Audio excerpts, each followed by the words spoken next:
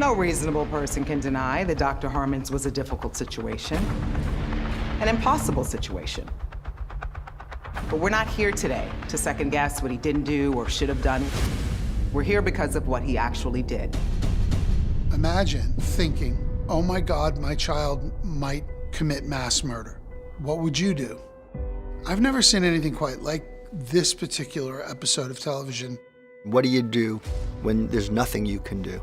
That situation really kind of became the genesis. I read this script with no intention of doing this. And then when I read it, I had to do it.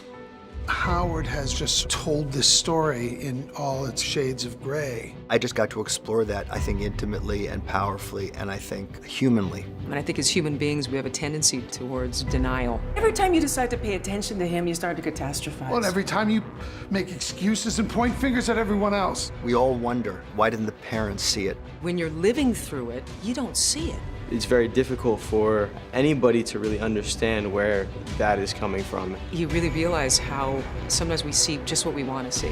The idea of Devin hurting himself is horrifying. What if he hurts someone else? It's a terrifying prospect. I'll get the money. I knocked. Who are you talking to? Since when do you care? We're not done here. I've never played anything like this, and it's an excruciating place to go. Did Dr. Harmon ever share the cold calculus of killing his own son before his son could kill anyone else? This is a story of how we cope with the darkest thoughts that we can possibly have. What if he does what I'm afraid of? Did Dr. Harmon share his plan to murder him? I don't know how you could watch this and not feel tremendous empathy for what these people are going through. The impossibility of that situation, I think, really is like a lose-lose proposition. Do you remember the state park? I think you'd really like it.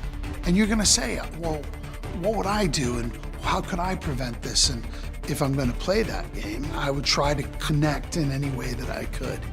At least that's what I think I'd do. I was talking to my friend about the situation, and he said I could go with him on this trip that he's got planned.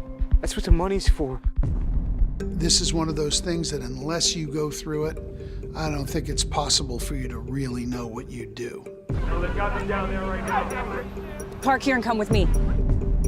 Your son wants to talk to you. Everyone wants to be right, and we're often not right. If Dr. Harmon hadn't given Devin $10,000, would you and he have been able to carry out the shooting? Not a chance.